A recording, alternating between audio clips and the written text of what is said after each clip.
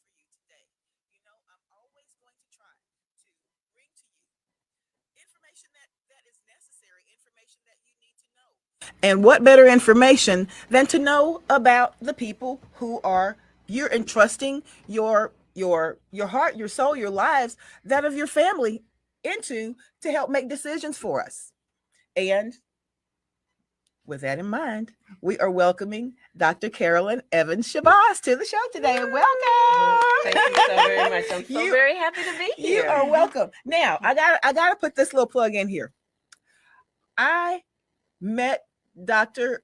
Shabazz, I'm gonna say maybe about 3 years ago. She's a neighbor of my sister, but I have known her sister Charlotte, I shouldn't say how long. I'm not going to say how long because we went to school at North Texas.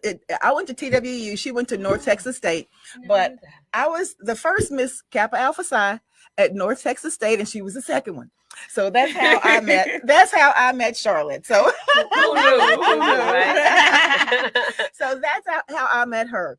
But and I've known Kathy that long. My sister went to school with Kathy, so I know your whole family almost. Oh, I see. Yes. But we wanted to bring Dr. Carolyn in today because she is the incumbent for Houston City Council District D. Yes. And Dr. Carolyn kind of I live, where Rebecca lives, in District D. Yes. I do too. And we're going to talk about that a little bit because there's something very unique about you. But can you kind of tell us first, in case people are not sure, what areas and communities encompass District D? Okay, I'm Yes. just going to kind of generally speak. Yeah. And thank you again for having you're me. welcome. And I'm going to start with Sagemont, Okay. South Park, Sunnyside, South Acres, South Union, Third Ward, Okay. Midtown Medical Center. Did I say Sunnyside? That's a big Yes. district. Yeah. Oh, That's a big district. That definitely, is. most Yes. definitely, and South Union. Okay. And so it's very big, about 200,000 plus Constituents. Yes, Absolutely. yes. Absolutely. Well, now with that in mind, I want to ask you something, and this is something that I know of just in talking and knowing Charlotte. Okay. And that is that you grew up in your district. I absolutely did. Yes. Tell me what it was like kind of growing up and really watching that district change. It's changed a lot over It the has years. absolutely changed a What lot. was that like? I was raised in Third Ward, Texas, and certainly it was, just like any other community, actually, because you don't know the difference Exactly. until you get a little older. But certainly, I went to the public schools in Houston. Okay. And I also went, in particular, I went to Jack Yates High School. You know, Jack Yates people gonna always Historic- represent. historic- You know that red. You got it, right? You got me. Historic Jack Yates. Yes. And then I graduated from Jack Yates and I went to Spelman College in Atlanta, Georgia, Okay. which coincidentally is the number one HBCU. And then I came back home and I went to the Texas Southern University, got a master's and a doctorate at Texas Southern University. Okay. And I'm really kind of unique because I actually went to TSU nursery school. Wow. So, Wow. So a terminal degree at Texas Southern with a Full doctorate. circle. Yeah. Full absolutely. circle. TSU. And I lived Yes. just a couple of blocks from Yes. TSU, as you know. And so TSU was kind of like our playground. Exactly. We would go over there and go swimming and run around the track. And you could hear the band practicing all the time. Oh God! The other night, I didn't think they were ever going to stop because Yes. homecoming was That's was right. coming. That's right. And they were jamming. Okay, I mean they were. You can. And the thing is, where I live, where we live, really with Kim, Yeah. you can hear the music bouncing off of the school. And across the street. And it yes. almost feels like they It's are coming over from across the street. Yes. I thought it was just me. I thought it was just me. No. Yes. And so that has been something that we have enjoyed, actually. It's never been a nuisance to me. I always wonder about the students. What time are y'all going to stop playing? Yes, so that you for could students. go home and study and, Yeah. And for the go to ones cl- that are and get ready for class, Yeah, you know? the ones But in other the dorm. than that, it was always something that we enjoyed in the neighborhood. Yes, always exciting because it's, being around Texas Southern or being around a university at all, especially when you are a kid or in high school and middle school. That's exciting because Yeah. the big kids are always there. But let me ask you this. Tell me a little bit about your family. You have a reputation of being a catalyst for change. Yeah. So that didn't come out of nowhere. So tell me where that came from. Tell me a little bit about your family. Well, actually, my dad was a basketball coach at Jack Yates High School for many years.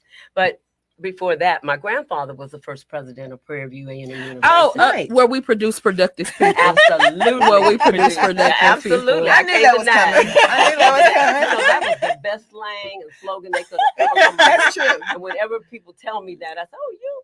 That's Prairie true. View? Yeah. And so, and my mother was Alumni, a first grade teacher. Okay. And so, you know, you being an educator, you know, really, I mean, you're a public servant. Oh For gosh. all that you do Oh, my for your gosh. students. Absolutely. And in and out of the classroom. Wait a minute. Yes. Was Principal Evans your grandfather? Well, he was the president. You were president. Now, actually, he was also the first African American veterinarian in the state of Texas. And then, now I don't know how they transitioned that, but he went from president to principal, Yeah. and then to president, the first president, So Evans Hall was named after him? after my grandmother. Wow. Yes. Well, wait a minute. And then you went back to TSU.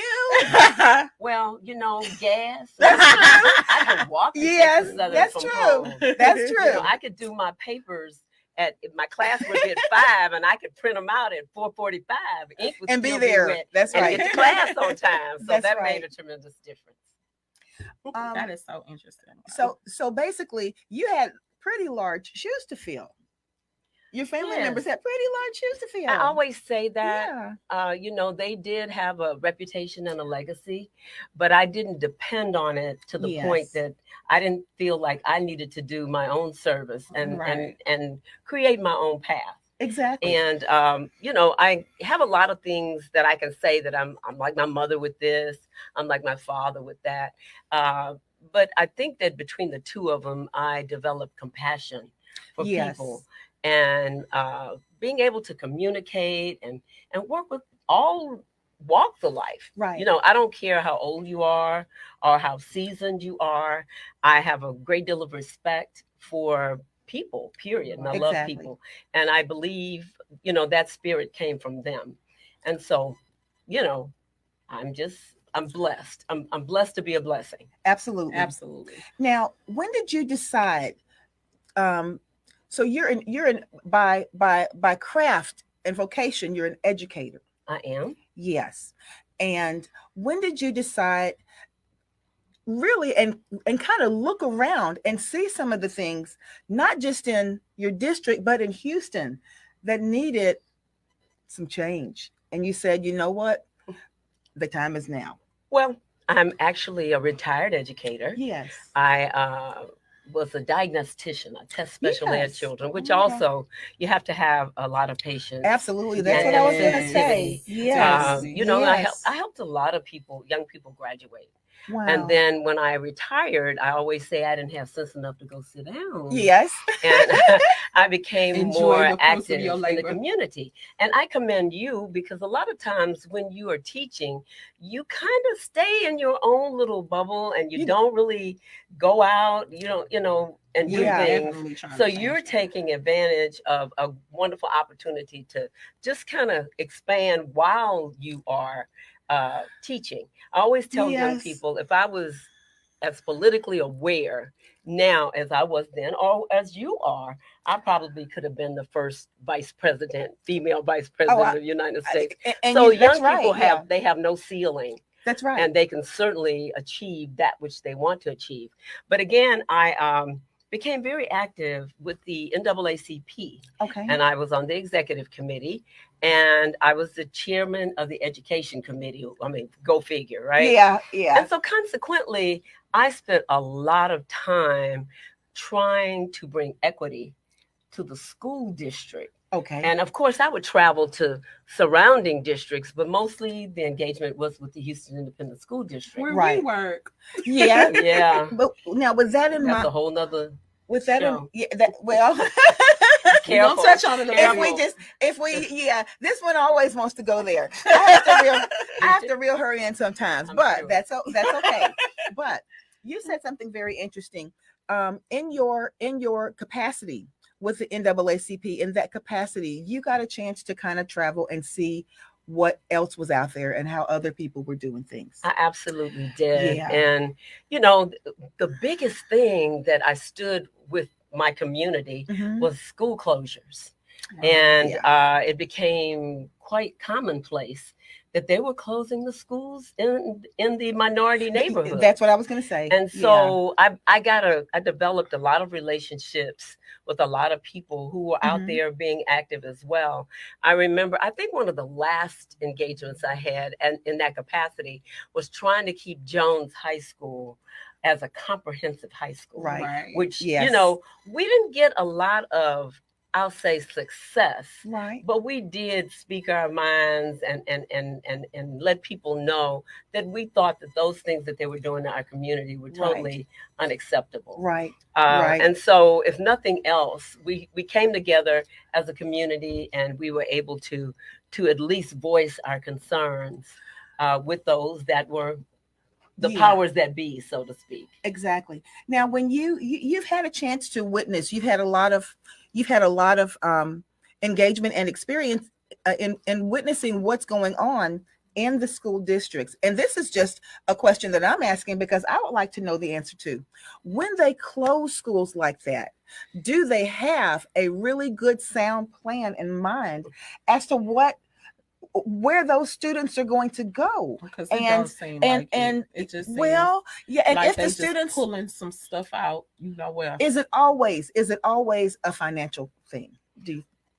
That's what they say. Yeah. But I look at the impact that closing a school has on the community. Absolutely. One of my first fights was actually about the school across the street from where I live. Turner Lockhart is what I call it. Yes. Certainly, I did attend Turner Elementary. Wow. And it became a time when they started switching the buildings. They put all of the students over at Lockhart, and then they put all of the students back at Turner. Wow. So something was brewing. Then they decided that they were going to move all of the students back to Lockhart. They were going to tear down Turner, and then they were going to rebuild Turner, and they were going to bring all of the students back. And it was going to be called Turner. It was going to be called Turner. It sure was. I remember that. And certainly maybe even Turner Lockhart. Yes. But when it got back to its actual location, which originally was the Turner location, there was some pushback that made the name turn out to be Lockhart. Right. That really sticks here because I'm going to tell you, Mr. Turner was actually an educator. Reverend Turner actually was an educator. He actually was one of the founders of Pilgrim Church, which is right there on Blodgett. Right. Well, if you know anything about the administration at Turner, there was a wonderful, phenomenal principal named Ruby L. Thompson. Yes. Mrs. Ruby L. Thompson encouraged all of her teachers, and I think all of the teachers that I recall went into administration. Right. And so when they came to her to tell her that they wanted, because the school was kind of overflowing with kids, she wanted to, they wanted to move the kids to where Lockhart is located, which was actually a Jewish community center. Yes.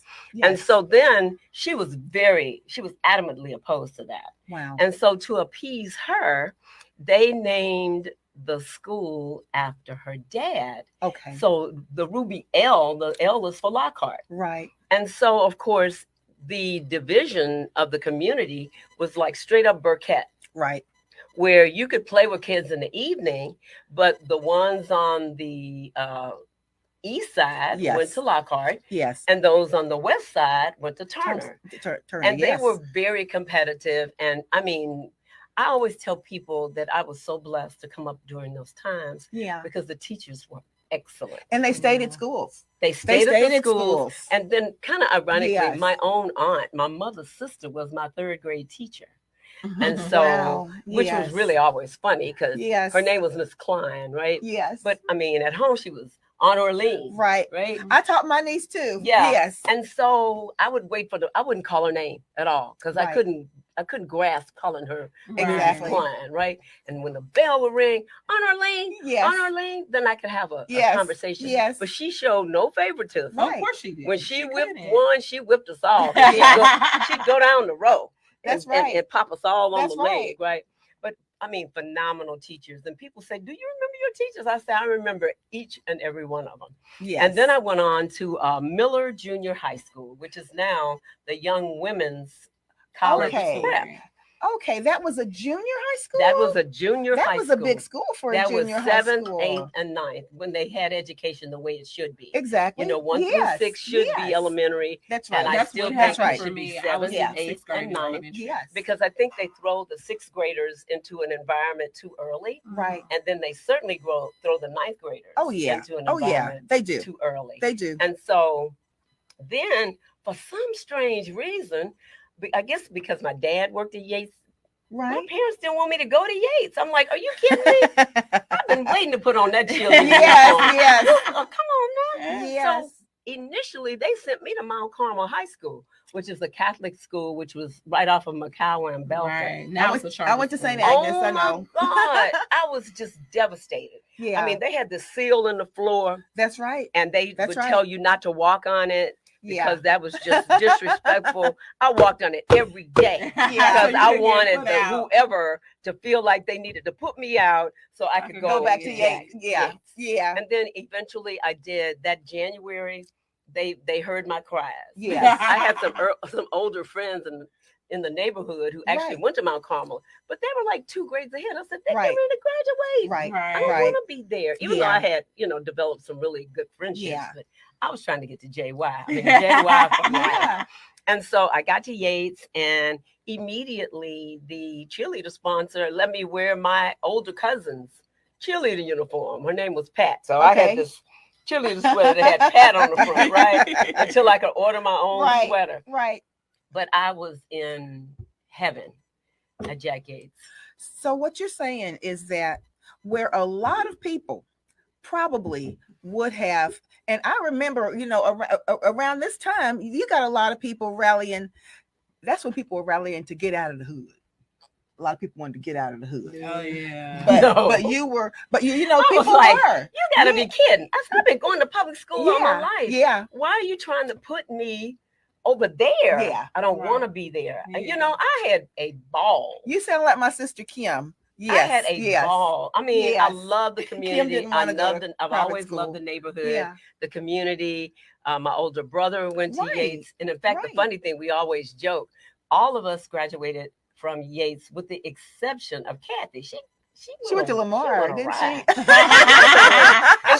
I still think that the feeling that you have for Jack Yates cannot be, you can't compare with some of the other. It's an icon. Yes. It's very different. Yes. And I'm not saying, maybe Wheatley and Worthing and those schools feel the same. That's right. Yes. And I guess what I'm saying is to graduate from a Black high school. Yes. Is what I'm saying. That's right. People that went to Worthing love Worthing. I actually worked at Worthing for over 10 years. I was a diag over there. I worked at Carnegie, Addicks, and schools in the Sunnyside area. So I became very familiar with the people that lived there. Yeah. And I just love people. That's all it is. But I felt more comfortable being in an environment with my own people. Right. And that's very rare for people to say, because most of the time. Really? You'd be surprised how many people say no. They don't want to be around their people, Rebecca. Well, I'm gonna tell you, you want to hear a real story. Of course, I'm fair skinned, right? And so I always tell them, I always had to fight. Because people felt because you were light skinned, you weren't Black enough. Right. Until they would get in a conversation with me and they like, this is like a us. sister. Yeah. I tell them I'm off the 3rd ward. I'm out of 3rd ward. Jack Yates High School patio. Yes. So don't let the smooth taste fool you, right? But anyway, I love the community and just being able to just navigate around those spaces was just heaven for me. Well, as a career educator, do you think it's important? And this is this is a slippery slope. And I'm saying that because I sit in this seat myself as a teacher in a public school. We both do. We can't, but I started out, and I'm not going to say I started out, but I've also had the charter school experience.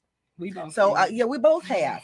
Do you think, as a career educator, that it's important for communities to support public schools? I absolutely support Yeah. public schools. And I'm going to tell you, I had an experience working in a charter school as a diagnostician. Right. Some of those schools I wouldn't consider sending one of my pets Wow. to, because it just was out of order. I mean, the disciplinary Right. measures. Yes. And, yes. and I just did. Yes. I mean, not to say that there are no good charter schools. I think Right. they've come a long way, Right. and some of them are great. So I don't want to say, because I feel that if you're providing a good education, right. then I'm behind you. Right. But for the most part, I believe we're using public dollars, Right. and I believe that we need to undergird our public schools. Yes.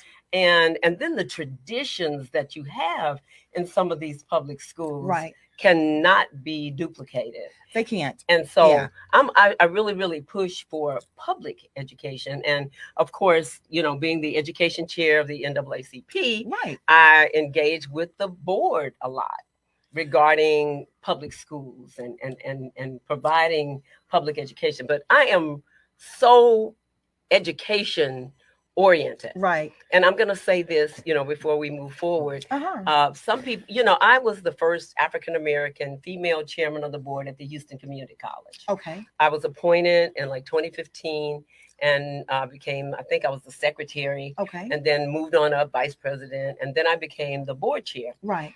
And I became so indoctrinated to the value of trades. Okay. Yes. Yes. Yes. Because, yes. when I was coming Yes. through Jack Yates, we had like a vocational role, Yes. where we had Most cleaning schools and did. pressing. Yes. We had cosmetology. cosmetology. Yes. We had print shop. That's right. We had auto mechanics. Wood shop. Yes. Wood shop. We had sewing, Yeah. all of this. We had all of those things. That's right. And so at one point, then they decided to take those out of the school. It They really, sure really did. disturbed I me. remember when that But happened. I kind of wondered. I mean, Yeah. we were very successful coming out of high school, where you didn't necessarily have to go and get a college degree. And you could be you know, successful. You were could have a successful, career. So I'm wondering, was that calculated? Well, It but was somebody that's of very high importance that made a comment that kind of just got my gears twisted. what was that, Rebecca? And the comment was, "I'm so tired of graduating welders and hairdressers." You better stop, because let me Okay. tell you something. let me just handle it. Wow. First and foremost, Wow. that is such a ridiculous That is. comment. I mean, I got all of this degree stuff, and of course, I needed it to be able to move up the Right, educational arena. right. But basically, you can graduate from college with all of that, and you don't have a job. That's right. Okay, That's plus right. I have you a can't- job, or the Plus, money you is can't not demand the sufficient. salary That's right. Exactly. that you can demand with these trades. That's right. People that go into trades, they can basically decide what they're gonna make. And open their become own businesses. entrepreneurs. That's right. That's right. Absolutely, they can own their own businesses. Yes. Because I'm gonna tell you what, I had to take my car to the shop today. I can't fix my Yes. car. That's right. Right. Okay, That's right. If this air goes out in here, I'm gonna That's be out the right. door. That's Because right. there's nothing I can do. That's right. Except maybe try to adjust the thermostat. Right. But Yeah. other than that, and it just became very, very disturbing to me, those kind of comments. And I'm going to say this. Whenever I get the opportunity to speak, Yeah. especially to parents, I tell them and I beg them and I ask them, never tell your child he's not college material. That is so defeating That's true. to them from the very onset, because you're telling them they're not good enough Right. from the very beginning. Yes. Please don't tell your children that. That's right. To me, college is anything past high school that helps you to get gainful employment, be it a trade with credentials Yes. or be it a Military. degree. For the military. Yeah, but don't tell them yes. they're not college material. But- and a lot of people said they heard that. But ladies, let me say this to you, and I'm gonna say this because I have a personal experience with that. I'm in a large a large ISD here in the Houston area, and I taught at that school. Loved that school. We had been in a position where we were on the verge of being reconstituted. In that 1 year, the principal had moved that school completely up to where it was a B-rated school. However, it was already on the chopping block to be reconstituted. So all of us had to go in and interview for our jobs again. Okay, so we all know that routine, how that goes. Yeah. So when I went in to interview for my job, they asked me this: do you believe that all students should be college bound? I said, absolutely not. And I said that because I started out in a life skills classroom. Wow. I knew that some of my students that Absolutely. I had to carry, and I had to change them. I knew many of those students were not going to be college bound, but it was my charge as a teacher to get that student to where they were operating at the very pinnacle of their ability. Absolutely. That was my charge. Absolutely. So when I said that, and at that point, this particular district was a college bound culture. Mm-hmm. And when you put students in a box like that, you really are hindering them. I know that every student won't be college bound, but that doesn't mean that they should not be able to be pushed and catapulted to their absolute level of success, whatever that might be. On the flip side of that, you have children who are college bound material but have no desire to go to college. They want entrepreneurship. Yeah, they want entrepreneurship. They want to be their own boss. One of the girls that's in my class right now, smart, straight A student. The girl is brilliant. And you know what she told me? She wants to open up her own beauty salon and nail salon one day. And thank you. Look how beautiful your nails are, right? Okay. Don't look at mine. I think that we lost a generation. Yeah. Because when I graduated, a lot of the guys went to Hughes Tools and some of these big companies. I mean, steel companies. They made bank. That's right. Okay, so now they're sitting on big fat retirements. Yeah, and pension. Absolutely. That's right. That absolutely keeps them in a good lifestyle, right? But sometimes pushing people into an environment that they don't really want. That's right. Or they may just like being an auto mechanic. Right. Or they just okay. want to be a beautician. What's wrong with that? Absolutely but nothing. Because we pushed everybody to college, right, they lost the desire. Some of them lost the desire to do anything. That's right. And that's what we're recovering from now. Trying to recover from now, because I value people. I value what they bring to the table. And I do know that you do better in vocations that you love. It's like that you don't have a problem getting up in the middle of in the morning to get to work. And that's like me. I love what I do now. Right. Yes. And that's why that was another thing for me. Not only I've known people that I went to Prairie View with that are in vocations now. These people have bachelor's and sometimes master's degrees. Yes. And they elected to do something. That's right. They own mechanic shops. Well, I'm a licensed real estate broker. Yeah. I went back and got that at the Houston Community College. Yeah. Because I think in these times we have to be more than prepared. Yeah. Right. I got this, I just say, I'm glad I got the degree and all of that. Yeah. But I see the value. And also, you don't have all those student loans. Right. Yeah. When you go You're and not get a whole bunch of debt. And then if you want to do that, you can get the trade, make the money, and then go back to school and pay for your education, as opposed to waiting on Joe Biden to. That's right. That's right. To forgive you, to take away our student loans, waiting with bated breath. I want to recognize some of the people who have tuned in. Hey, Kim. Hey, Charlotte. Charlotte says, hey, Kathy. And Paulette says, yes, Paulette. My sister. Yes. Paulette says, President Evans was my president at Prairie View. 1960 to 1964. Wow. He held Prairie View to high standards and was a great leader and student advocate. And I'm trying to be that way too. And we have got Isaac Agia. Isaac, hey, Isaac. Isaac says, council member from the District of Destination. That's it. Awesome. Thank you. And Kathy says, I'm very proud of my sister. Aw. Yes. And then they're talking to each other. Absolutely. And Yumika says, blessings, ladies. Thank you. Now, we're on the education thing. I've got to revert back to this, because this is something that I really wanted to ask you. What do you think it's going to? Well, we all know exactly where the largest district in Houston, in Texas, the position that they're in right now, and it didn't happen overnight. Okay, with this in mind, it doesn't matter where it is right now, but with this in mind, what are the steps that you think that we could take to avoid ending up in that situation again once this has run its course? I think it sounds very cliche. Yeah. Because people just really haven't grasped. We have to start voting. Yes. In different leadership.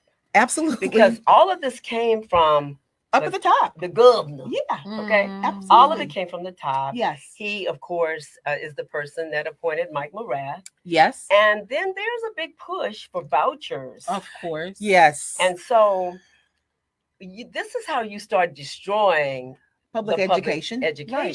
Right. And so when you start doing all of these different measures to destroy, then your mission is accomplished. Right. You know, but I've had conversations with teachers. Right. I am so thankful that I am not teaching in the classroom anymore at the Houston Independent School District. Now, I wasn't gonna call the name. Oh, well, I can. You know. I'm retired. They give me a check. That's right. Y'all heard how she said it. She retired. I'm retired. I tell you, they send me a check not to come to work.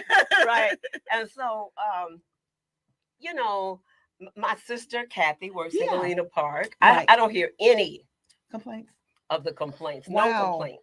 That's nice. That's nice. And so the deal is, I think this is all by design. You are trying to destroy the biggest public institution. And here's what I've said, and I've been preaching it, and of course you know this. This is punishment. This is the governor punishing. I'm sorry. The crystal, it just came out. It's punishing because there is no Republicans that are sitting in office from the mayor down to the commissioner's court. So, and this city is 97% Democrat. Right. So what can I do in order to infiltrate that? Well, I can't infiltrate the city council. That's locked up. Right. I can't infiltrate the courts because that's a done deal. So what do I have power and control of? The school board. You're so on point. I mean, Harris County is blue. Yeah. And so we want to destroy the blue. Right. But what is your thought when it comes to you're destroying the blue children? Right. You know, so when do we decide that it's not about politics, it's about people? Well, you have to care about people. Absolutely. So when you don't care about people, the only thing you care about is politics, because politics gives you power. Okay. I want Councilmember Shabazz to explain this to me, because I know a lot of people asked me this prior to the show. Can you explain what that voucher system actually is? What does that mean? They give you a voucher for a certain amount, right, across the board. Exactly. And then you use it to choose the school that you want to go to. So but the problem is this. Some of these schools cost more than these vouchers. That's my point. Which certainly means that those that don't really need them can use them and just supplement themselves, and then they pay the rest. Right. Those that do need them, if they don't get scholarships or they don't have any way to pay the difference, then they're not going to go to the best schools that are available. And so that means, and that was my point, because let's say that the voucher is worth $10,000, but the school is $21,000 to attend. Absolutely. So that voucher is worthless to 80% of the people over in Denver Harbor. Because they're going to have to take that $10,000 voucher and find a school that will accept that $10,000 voucher. Which Whereas is none. those who probably have their kids already in Right. private school Right. Mhm. and already paying the 21K, That's right. Right. they're okay with it. So, but it's like, oh, this is,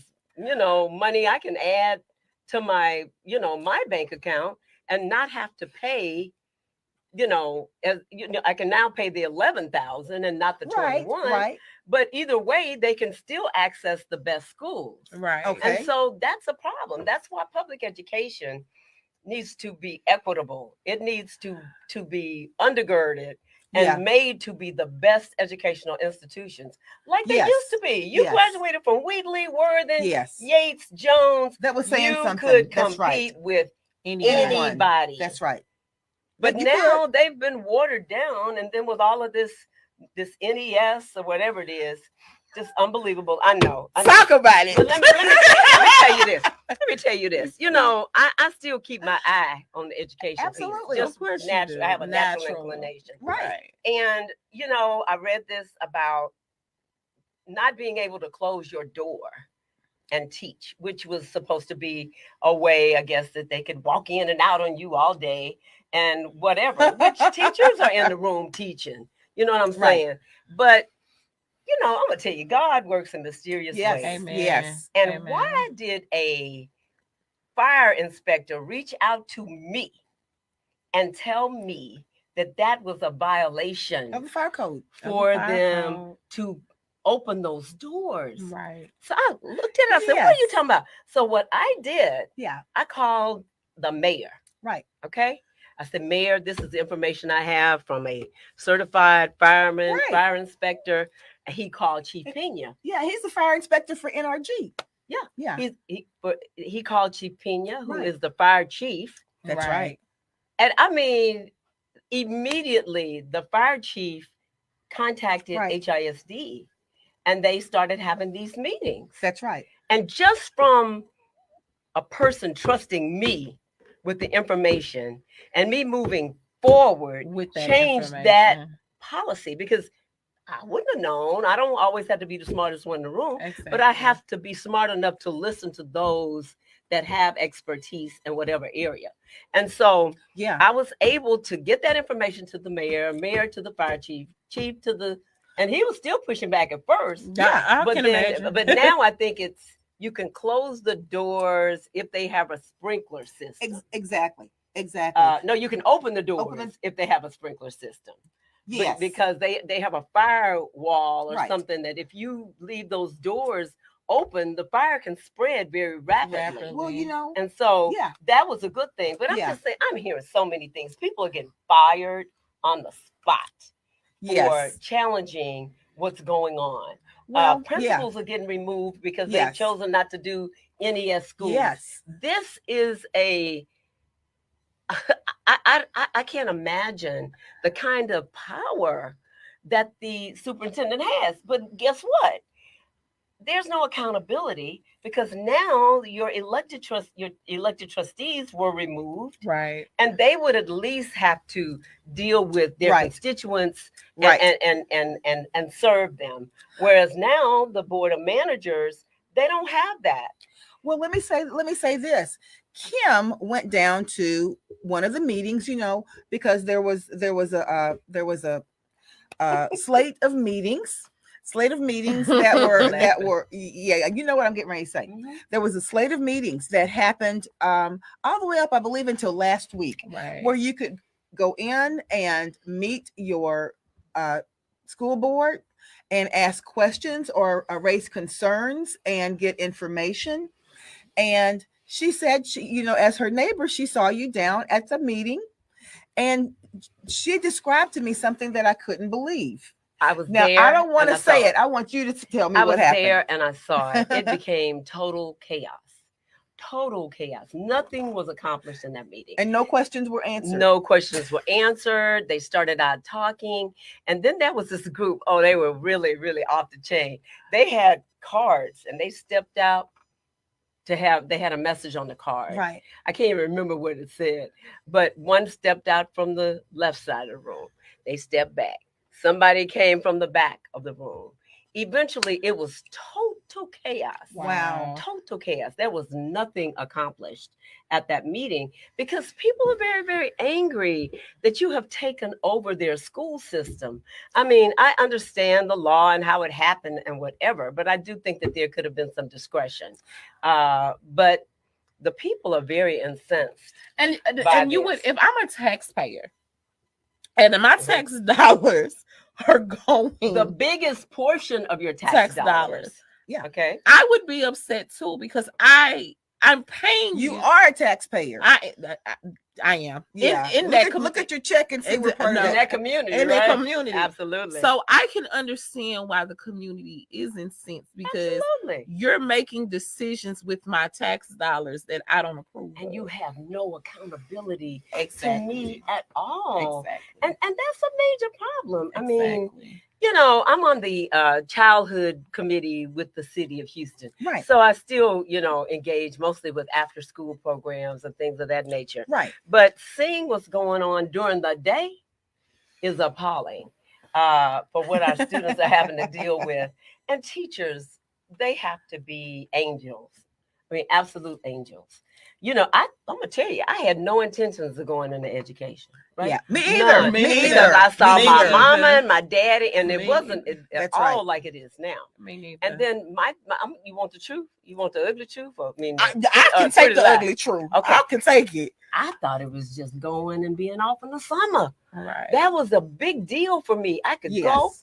go and do my job, and in the summer I Yeah. could be footloose and fancy free. free. I didn't realize that is one of the hardest. And I say, yeah. one of the hardest jobs that anybody can have. Yeah. Because you got to deal with all of these little personalities. Yeah. And especially, I taught middle school, right? Reading, Us writing. too. Us too. Oh, goodness. Yeah. Where the Yeah. kids are, History teacher. the kids are caught up. I taught reading, writing, computer literacy. And we're not going to talk about them taking the libraries out.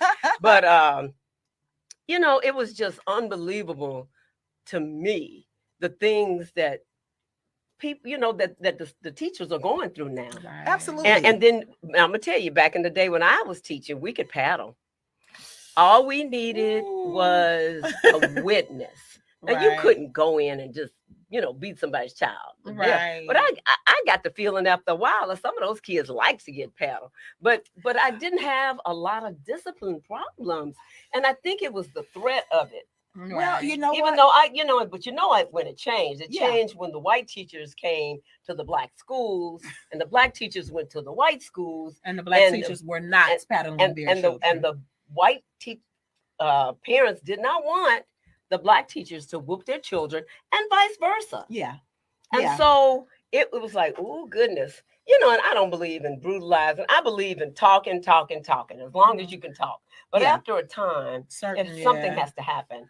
And so, you know, and I said I wasn't going to talk about this, but this library stuff, being a Yes. former English teacher Yeah. blew me away. I Right. was actually at the mayor's press conference Right.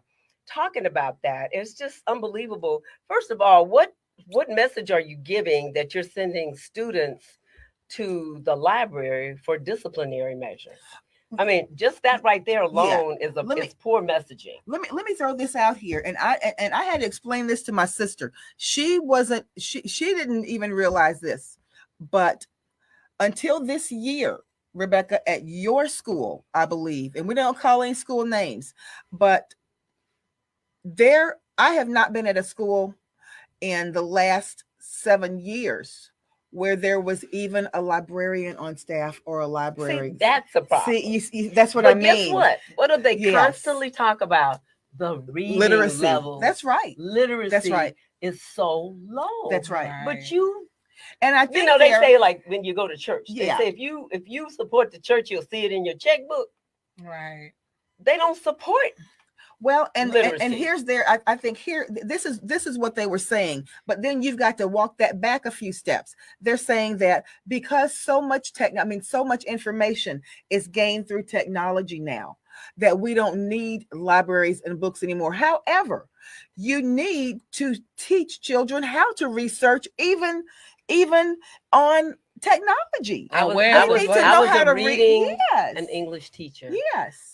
I cannot describe to you how my students reacted when Mrs. Margaret Hutchins, who was the librarian at Fleming Middle School, I taught in Fifth Ward. Right. When she would take them around that library and teach them, Right. you know, how to research, Right. you know, using the system to find your books. Now, I understand that now, you know, you can Google or whatever, but that is a lost art. Yeah, of that's being right. able to be able to navigate Using your way that through a Dewey Decimal library. System. Absolutely. Yes. And then, you know, then you go through and you look at the different books and you're like, oh, I think I could be interested in that. She would give them books. Exactly. That they would express an interest in, you know, whatever.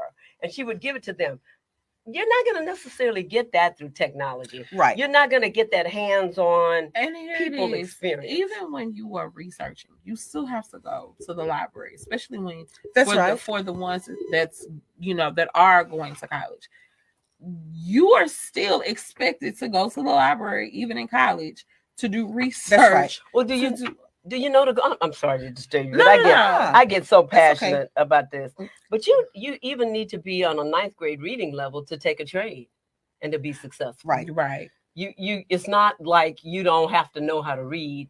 You know, you have manuals that you have to read. Yeah. And different things. That's right. But my first meeting with the superintendent was at Jack Yates High School.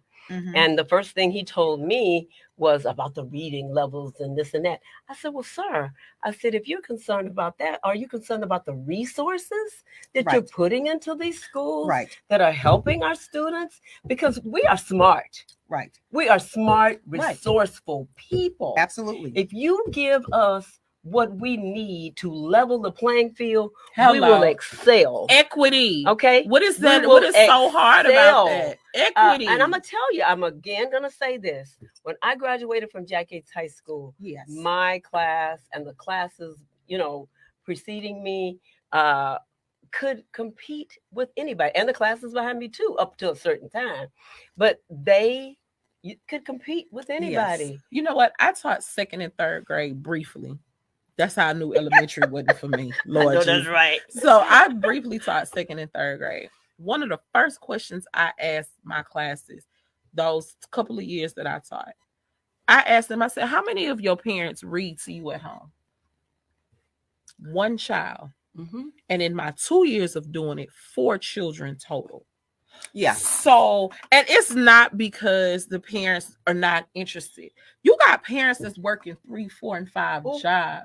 You got parents that's trying to make sure. Don't be hitting on me. You got parents that's trying to make sure bills are paid. They trying to make sure food is on the table. They're trying to make sure they have enough just to make sure that their children are necessities and sustenances are met. So I'm chomping at the bit. So if there was a study done from Harvard University that says, well, if you don't read to your children from 0 to 6, you probably have lost them along the way as far as their reading skills, their phonics level, and all of that. So what about the parents who? Wait a second. Now keep that in mind because we want to hit on something here. See, here we go. You got 3 educators here. Rebecca, while I'm doing this, take a look at some of these comments coming through. Council member Shabazz, you have made a conscious decision to stay in the community where you grew up. And we've all seen the central Houston area change dramatically within the past 15 to 20 years. Mm-hmm. Do you feel that it's possible to strike a balance between preserving the historic integrity of District D and embracing the diversity that's presenting itself real time? I absolutely believe that you can strike a balance.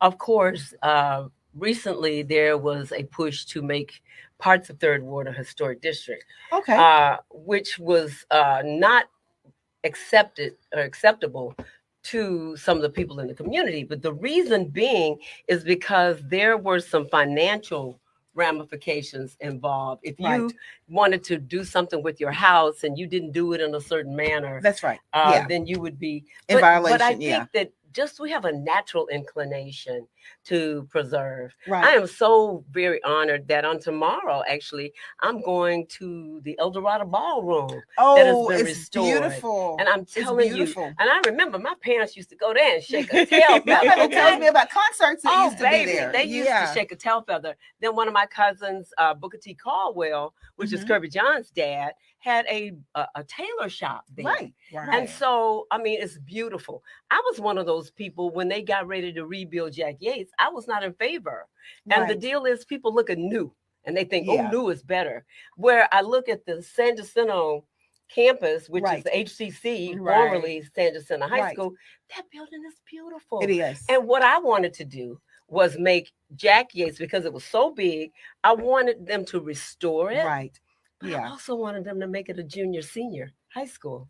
Okay. And then that way we would have had a feeder pattern that was built there. Right there. If the students went to Jack Yates Junior High, like back in the way back in the day, and they did well, parents were not going to move their kids. That's right. But now we have kids being bused, which is a whole other story. You know, you got to get up at 5 o'clock in the morning, so you tired when you get there. Yeah. What do you do when you're tired? You act out. Or you sleep in class. Yeah. You sleep or you act out. And so this system really needs to change. But I'm trying to think, it was something you said. I was ready to jump in. Oh, I know what it is. And I'm going to say this. It's very, very important that people make a good minimum wage. Yeah.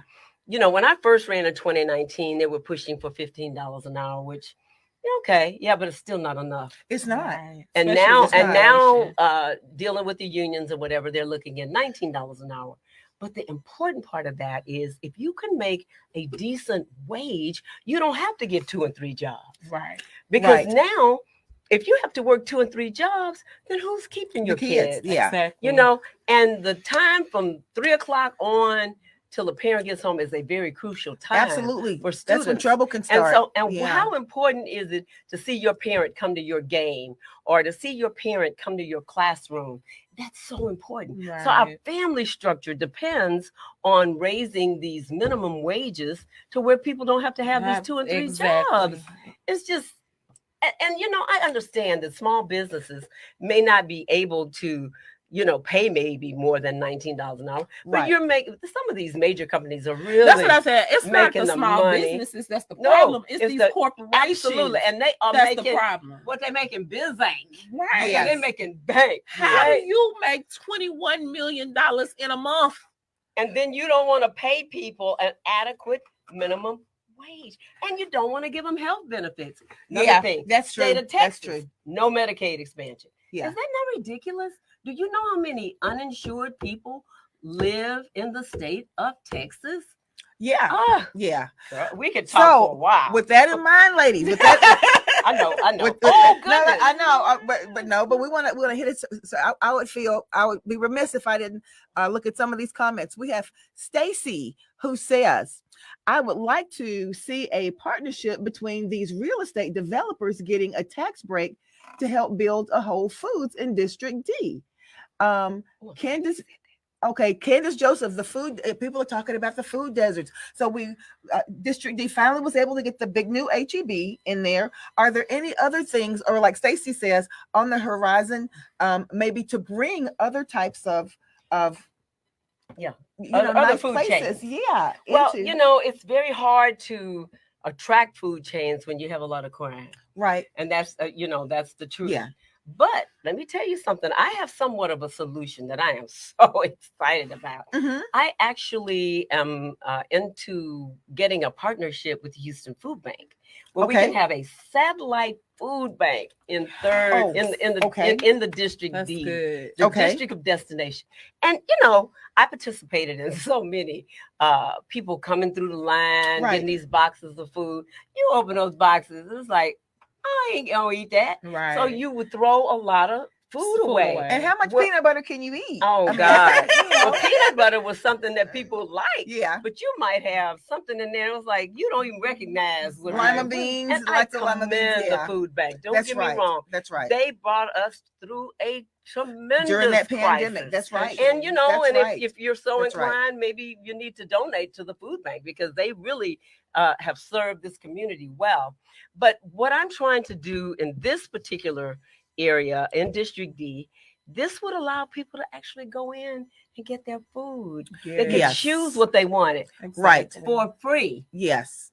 For free. Right. They could, if they wanted ground beef, they go get their ground beef. Right. Well, you know, I'm sure we would have to put some limits or whatever, but certainly give them an opportunity because we have a transportation issue Yes. getting all the way to the food bank. So Right. why not move the food bank to one of the most depressed areas in the city? That's and right. I've identified the building and working with a realtor to try to negotiate and looking for some partners because that's one of the real big things that I'd like to do in my next term if God is willing. Well, let me ask you this. With that in mind, we have a comment. Lloyd says, Addicts Middle School. Let's see what Lloyd says. Lloyd says, Addicts Middle School. I need some glasses. Lloyd says, and Addicts I'm Middle literally School live, so I didn't can't have see a you. library for 10 years and no one said a word. We didn't have a library for at least the 8 that I was at the school I came from. I am so glad you said that. Yeah. I was one of the people that contributed to Addicts. Okay. Getting their library. Gary Okay. Monroe led the charge. Jolanda Jones was involved, and I was involved. Okay. So you are so absolutely correct, Lloyd. But I was there. I gave financial contributions as well as some of my Jack Yates friends and people in the community. We came and we heard the call of them not having the library books. Not only was it Addicts, but it was also Yates. How do schools and lose it was libraries? Cullen. And it was Cullen. How do they lose Yates, libraries? Addicts, Cullen. Yeah. Well, I guess you lose librarians.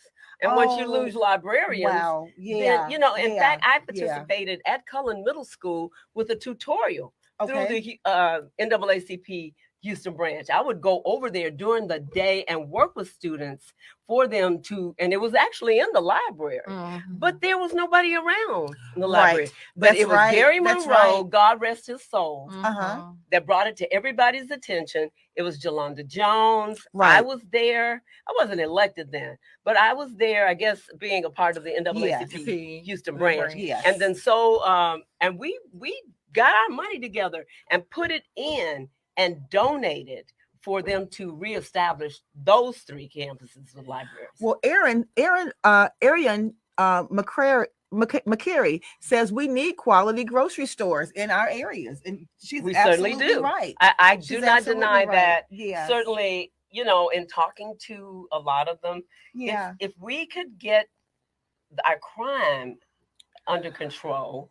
Then, and God that's the age-old question. Oh my God. And I'm going to tell you, I'm one that I put in a lot of money from the Council District Service Funds to try to deal with crime. I put money into the Southeast, money into the South Central, got ATVs, sound meters, call boxes, because they had a lot of stuff going on at the Columbia Tap. Right. And then we were going to install it over at Sunnyside Park. Right. But more importantly, I don't just deal with throwing money at a problem. Right. I'm also engaged with a gang intervention program. Right. Okay. And I don't know if anybody knows Getting this to the wonderful, root of the wonderful problem. person, Reginald OG1 Gordon. Right. I mean, he is, you know, awesome. You know, the funny thing, he would always have this engagement every year. And I would always make a donation, but he would put a mirror. No, he'd have a casket. Okay. And he'd let the kids, it would be at the funeral home. Right. And the kids would go by and he would talk to them about not ending up in the casket. Right. I gave him the idea. I said, put a mirror in it. Yeah. I say, so that when they go and they look down in that they casket, see themselves. They would see themselves. Right. And that was pretty effective. But what I did, there was a old Sunnyside Reed Road substation. And it was that's right by my there. parents' house. Yeah, it was right there on Reed Road. And now it was closed. Okay. And so now it's right by the library. I engaged with, I engaged with Chief Fenner. Right. And Chief Fenner has allowed OG1 to actually, because it's important to have a stationary place. Right. So when you tell them that you're going to meet at 6 o'clock on a Wednesday, you don't have to wonder if the You're gonna have building is somewhere going to to be meet. there. Yeah. And Right. so, we worked through some kinks. And so they open the building for him and the guys that are at risk Right.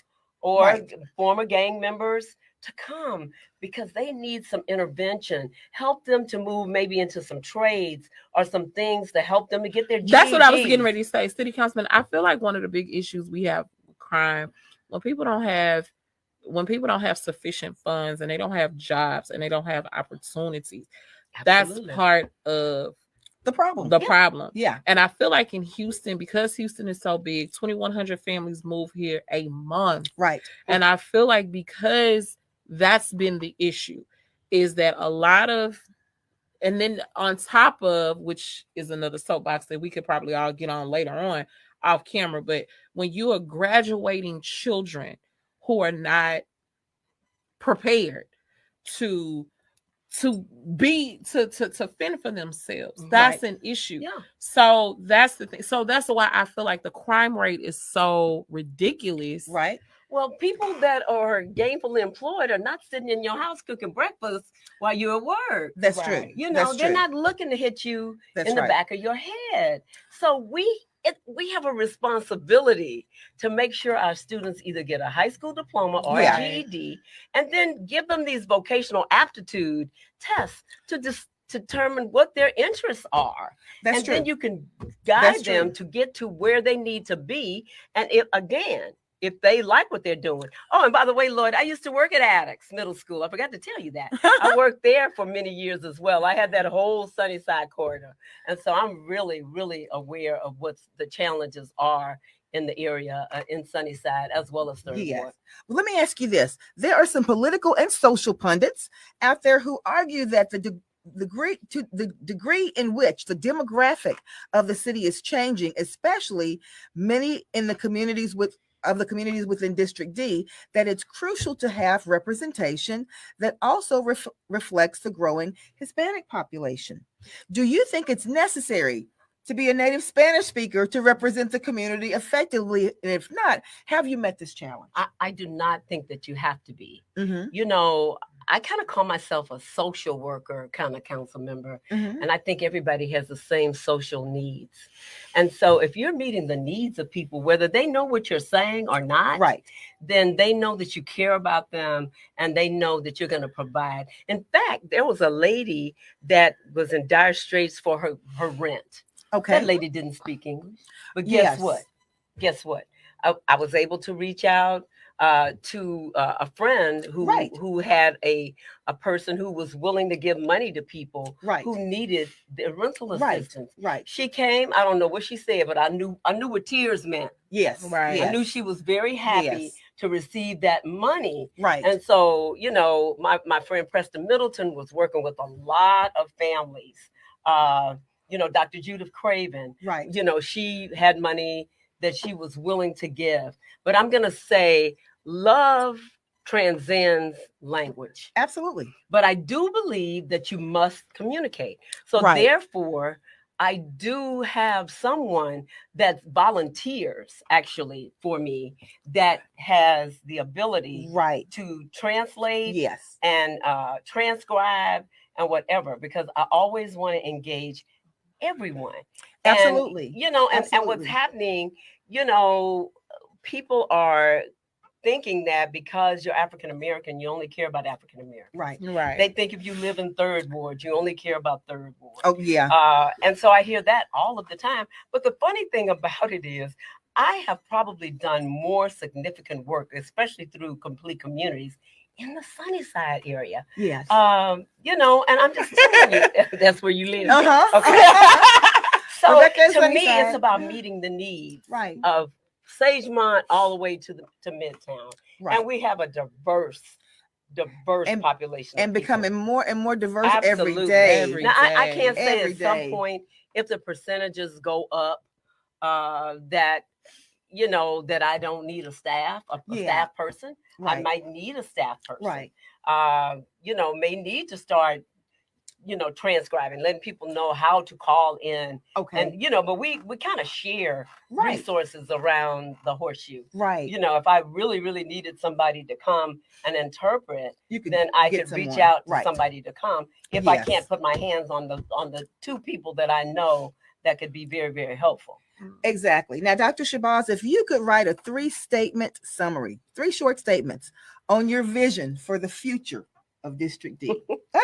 Well, and why voters should entrust you with the future of their communities, what would those 3 key points be?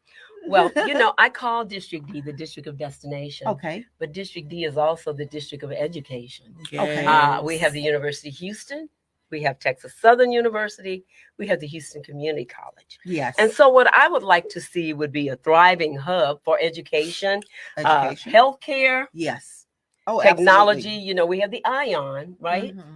And culture. And the medical centers in your district. And the medical center. I forgot about that. My goodness. And so wow. There are so Not many things and so many resources. I've used the ION on several occasions to engage the community to come in for deed restriction workshops. Those are the things that help us to preserve our historical piece. Yeah. That's what you asked about. Yeah. Filing the minimum lot size applications, which keeps people from coming in, developers coming in, putting 3 and 4 buildings. I had that same situation in my own neighborhood. Actually, somebody wanted to start putting townhouses on the corner of Sawyer. That's right. And Arbor. And we had our deed restrictions together. Fortunately, we had somebody that worked for the city in legal. Yeah. But I also believe that what's going to have to happen, we need to change our form. When people apply for these permits, they need to have civic leaders sign off because you are living in that community and you know what's going on. And if you see something come up, you can call and say, wait a minute, you need to pull this permit. You need to look at it. Yeah. That helps to preserve. But anyway, that's one of the things. And so I want to also have quality of life through sustainable development. Right. And, we talk about the affordable housing, which, before I understood affordable housing, I was like, what are you calling? That's not affordable when you put it that way. But once you realize that there are ways and means to get in these particular units, then you realize, because I think everybody should have quality living. That's again, I go back to children. I go back to children. They need to be in a safe environment. And but I do realize that there are challenges as well, and the challenges are the taxes. Yeah.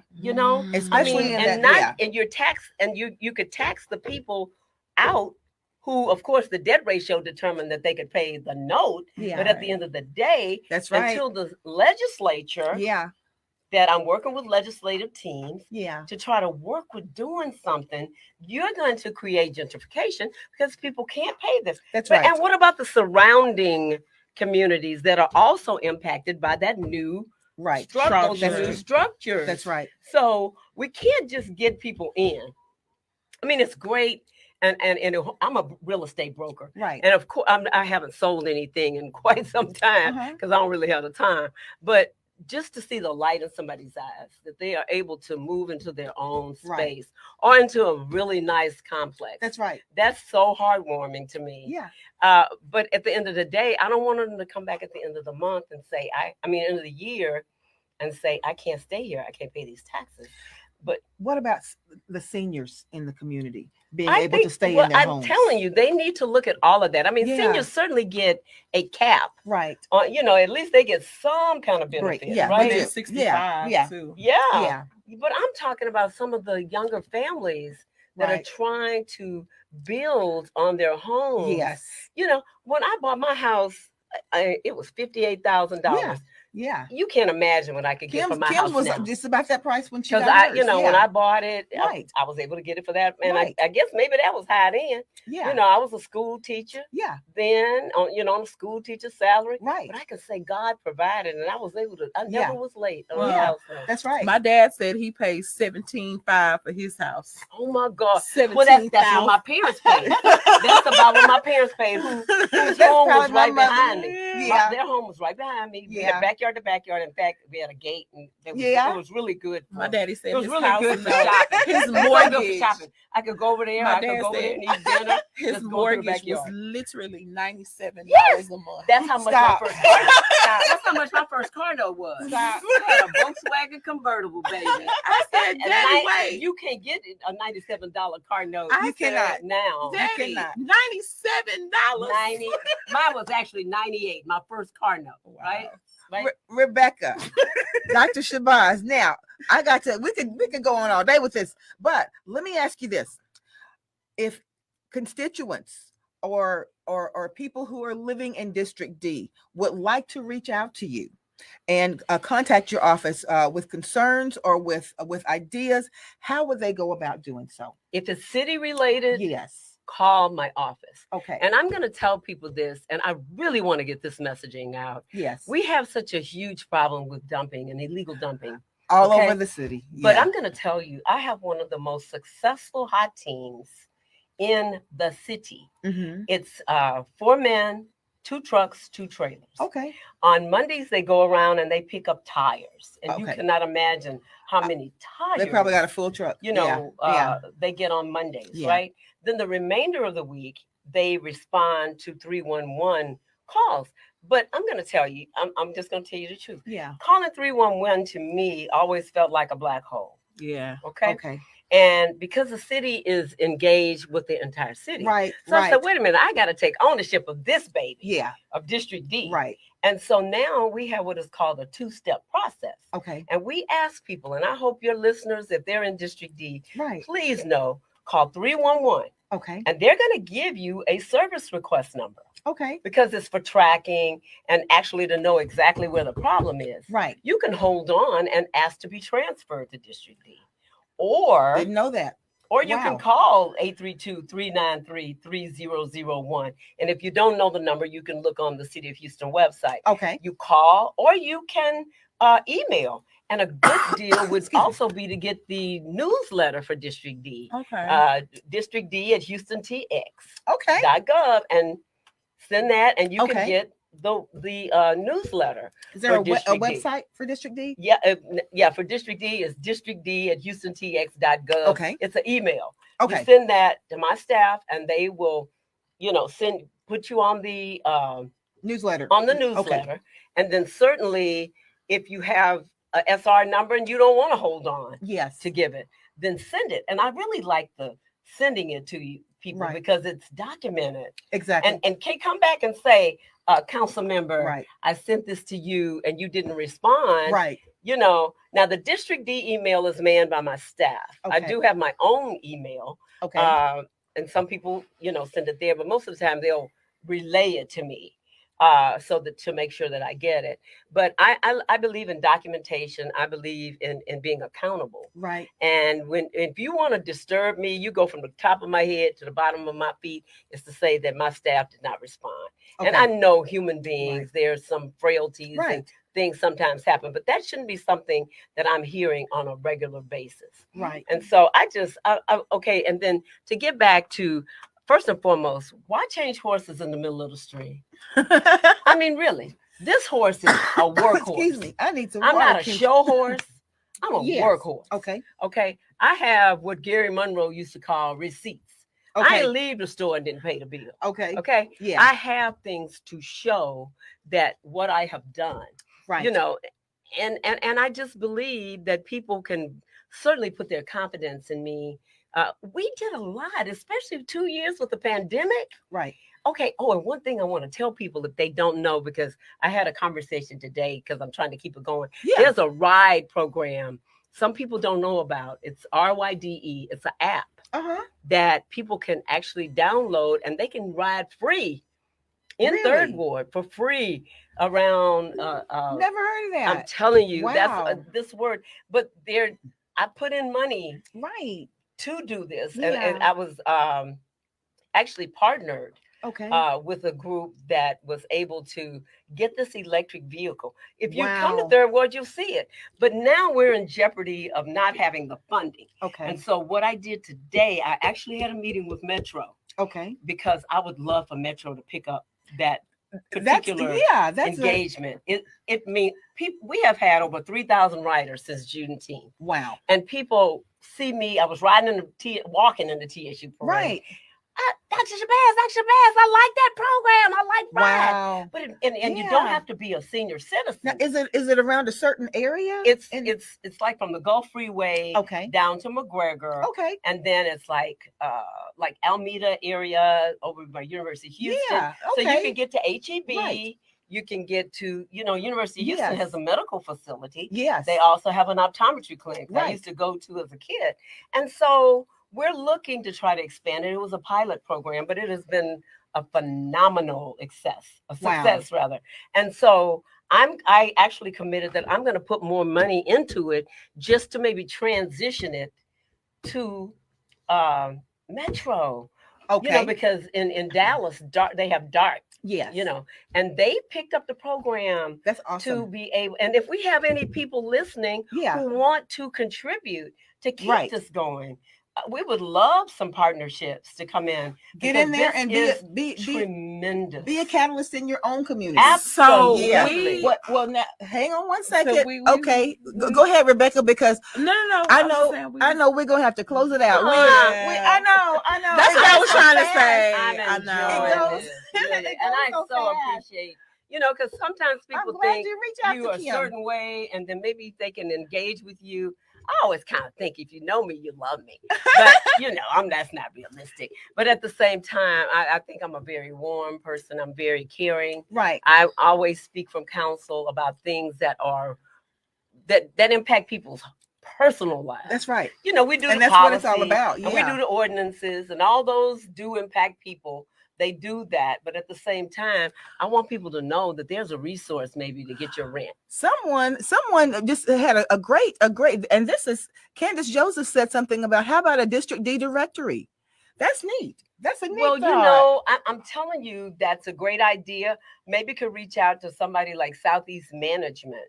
Oh, okay. Or somebody like that, and they could put in resources of the different businesses that are in District D, and people could access them. And then sometimes maybe the businesses would pay into that. Absolutely. To advertise. Absolutely. So that would be a good thing. So we're going to have to wrap up today. Yes. I'm not going. Don't make me go. We're going to have to wrap up. Listen, I'm going to have to pay extra because our producer is saying, wrap it up. But I don't even see it. I see it. Okay. Here's the thing. If you would like to reach out to Dr. Shabazz, we'll make sure that we get her contact information in the chat. And we have so many comments. I'm going to try to go in and address all the comments. And if she wants to go in and answer some of these comments, that's great. But Dr. Shabazz, yes. One last thing. You can call my office if it's city related. Mm-hmm. If it's campaign related, you need to go on my website. Okay. CarolynForHouston.com. Okay. Because I try not to mix the two. Right. I want to, have a level playing field for everybody and keep it separate. Awesome. Well, Dr. Carolyn Shabazz, Rebecca, thank you guys so much for being here. And that's what it was about. I told you when you came on, I said, I want people to really kind of get to know who you are. Yeah. And that's what it's all about. Ladies and gentlemen, as we always say, Rebecca, every week, we can do it. We'll see you next week. Bye, guys. Bye-bye. That was fabulous.